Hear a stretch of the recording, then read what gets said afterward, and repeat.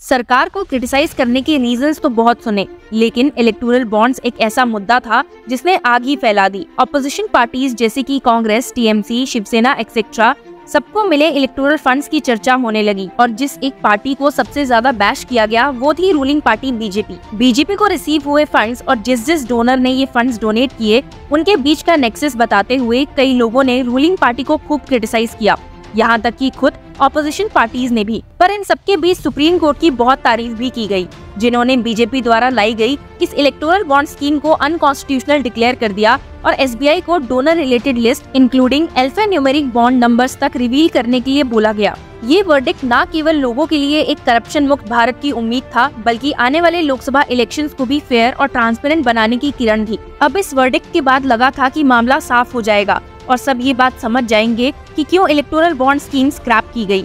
लेकिन जो हम आपको आज बताने जा रहे हैं उस खबर में इसका उल्टा ही देखने को मिल रहा है। स्क्रैप की गई इस स्कीम में कुछ नई अपडेट्स देखने को मिली हैं। यहाँ तक कि प्राइम मिनिस्टर नरेंद्र मोदी को भी इस पर बोलते हुए सुना गया है। आने वाले इलेक्शन से पहले इंटरव्यू देते हुए प्राइम मिनिस्टर मोदी ने स्कीम को लेकर कुछ बड़ी बातें बोली हैं। सिर्फ यही नहीं, उनके कुछ और ऐसे क्लेम्स हैं जिसके कारण उनके अगेंस्ट दिल्ली हाईकोर्ट में एक केस भी फाइल हो गया है। जी हाँ, आपने सही सुना। काफी हैरान करने वाली खबर सामने आई है कि दिल्ली हाईकोर्ट में प्राइम मिनिस्टर मोदी के अगेंस्ट एक केस फाइल किया गया है। इन सभी खबरों की डिटेल्स इस वीडियो में आपको मिलेंगी, so stay tune till the end. पहले शुरुआत करते हैं इलेक्टोरल बॉन्ड से। सुप्रीम कोर्ट में एक रिव्यू पिटीशन फाइल की गई है जो इलेक्टोरल बॉन्ड स्कीम को स्ट्रक डाउन किए गए कॉन्स्टिट्यूशन बेंच के जजमेंट का रिव्यू मांग रही है। पिटीशन का कहना है कि ये फंडामेंटल राइट्स का वायलेशन है। ये रिक्वेस्ट पिटीशनर लॉयर मैथ्यूज जे निदमपारा द्वारा फाइल की गई है, जिसमें उन्होंने कहा है कि यहाँ कोर्ट ने अपनी ज्यूरिसडिक्शन को ओवरस्टेप किया है और पार्लियामेंट के ऊपर होकर एक एपेलेंट अथॉरिटी की तरह एक्ट किया है। पिटीशनर ने कहा है कि कोर्ट ये देखने में फेल हो गई है कि पब्लिक का ओपिनियन डिवाइड हो सकता है और देश की मेजॉरिटी लोग स्कीम के फेवर में भी हो सकते हैं। आपको बता दो कि जहाँ एक और ऐसी रिव्यू पिटीशन सुप्रीम कोर्ट में फाइल की जा रही थी, वहीं प्राइम मिनिस्टर मोदी ने भी अपने एक इंटरव्यू में बॉन्ड्स को लेकर एक बड़ी बात कह दी है। प्राइम मिनिस्टर मोदी ने कहा है कि सब बॉन्ड स्कीम को स्क्रैप करना रिग्रेट करेंगे। ऐसा उन्होंने इसलिए कहा क्योंकि उनका मानना है कि इलेक्टोरल बॉन्ड स्कीम एक मनी ट्रेल बनाती थी, जिससे ये पता चल सके कि किसने किस पार्टी को कितना फंड दिया है और कब कब दिया है। इलेक्टोरल बॉन्ड थे तो आपको ट्रेल मिल रहा है मनी का कि किस कंपनी ने दिया, कैसे दिया, कहाँ दिया। और इसलिए मैं कहता हूँ सब लोग पछताएंगे जब बात बस ईमानदारी से सोचेंगे, सब लोग पछताएंगे।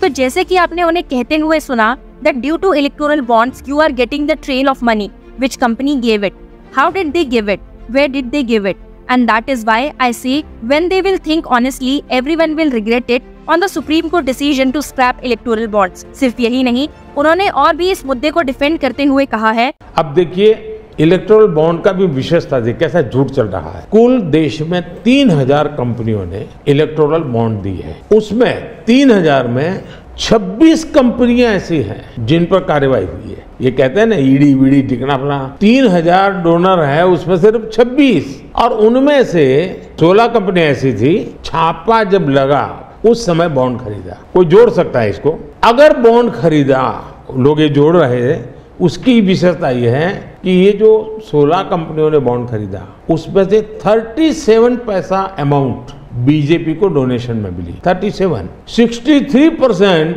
बीजेपी के विरोधी पार्टियों को मिली अगर पूरे जोड़े जाएं तो। हाँ, मैं ये 16 कंपनी जिसका ईडी सीबीआई कोई न कोई उस समय एक्शन भी हुआ और बॉन्ड भी निकला, 37% अमाउंट बीजेपी ने, 63 ऑपोजिशन को। क्या ईडी रेड करे और ऑपोजिशन को डोनेशन देने का कार्यक्रम वर्क करे? क्या बीजेपी ऐसा करेगी? इसका मतलब कि 63% पैसा। प्राइम मिनिस्टर के ऐसा कहने पर ऑपोजिशन से भी कई बड़े स्टेटमेंट्स आने लग गए हैं। कांग्रेस लीडर जयराम रमेश ने एक ट्वीट शेयर करते हुए स्टेटमेंट इशू किया है कि प्राइम मिनिस्टर मोदी बार बार इलेक्टोरल बॉन्ड स्कीम में डोनर के डिस्क्लोजर का क्रेडिट लेते हैं, पर सच ये है कि उन्होंने ही इस बॉन्ड स्कीम में एनोनिमिटी इंट्रोड्यूस की थी। स्टेटमेंट शेयर करते हुए उन्होंने कहा है, statement on the prime minister's repeated attempts to take credit for the disclosure of the donors in the electoral bond scheme. In truth the Prime Minister introduced anonymity to electoral financing, presided over large-scale corruption, and attempted to cover it through the SBI. Only the Supreme Court's strong stance forced the SBI to reveal who donated how much to which party। आपको बता दो कि जैसे जैसे elections पास आ रही हैं, वैसे वैसे पार्टीज एक दूसरे पर ब्लेम करने का मौका नहीं छोड़ रही। सेम मैनर में इस साल सबसे बड़े राम महोत्सव को सेलिब्रेट करने के बारे में बोलते हुए जयराम रमेश ने ये भी कहा है कि वो श्री राम के पुजारी हैं, लेकिन बीजेपी उनकी व्यापारी है। हम राम के पुजारी हैं, वो राम के व्यापारी हैं। और मैं आज कह दूं, संयोग से आज मेरा जन्मदिन है, मेरे 2 नाम है, जयराम उसमें राम है, दूसरा नाम रमेश उसमें भी राम है, तो हमें कोई एंटी राम नहीं कह सकता। ये भक्ति है, आस्था है। मेरे कमरे देखिए, राम ही राम है। इस स्टेटमेंट से कांग्रेस लीडर के कहने का मतलब है कि रूलिंग पार्टी भगवान और वर्शिप के नाम पर इलेक्शन जीतना चाह रही है। आपको बता दो कि जहां एक और कांग्रेस लीडर ये बात कहते हुए नजर आए, वहीं दूसरी ओर दिल्ली हाईकोर्ट में इसी इशू पर प्राइम मिनिस्टर मोदी के अगेंस्ट पिटीशन भी फाइल हो गई है।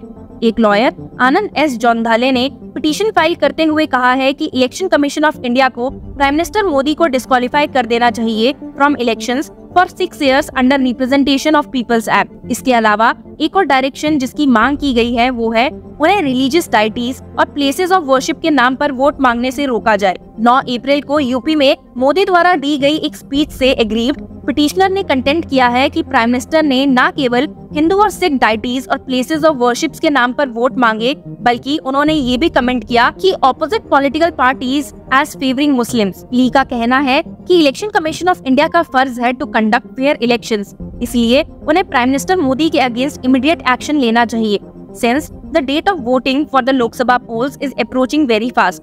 ली में आगे ये भी कहा गया है that the petitioner further submits that the respondent number 2, Prime Minister Modi, is on the run of making the same violative speech throughout India while traveling in aircrafts and helicopters of Government of India।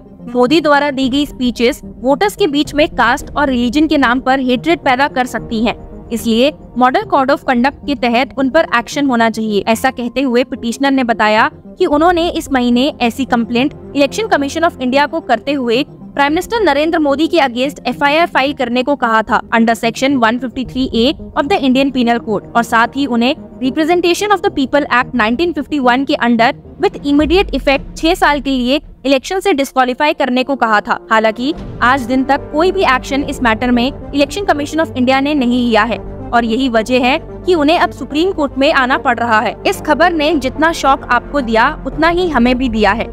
आज तक हमने ऐसी complaints और petitions सिर्फ opposite parties के cases में ही देखी थी, लेकिन अब रूलिंग पार्टी और प्राइम मिनिस्टर नरेंद्र मोदी खुद इसका शिकार हो गए हैं। आपकी इस बारे में क्या ख्याल है, हमें कमेंट सेक्शंस में बताएं and keep following law chakra for more such news.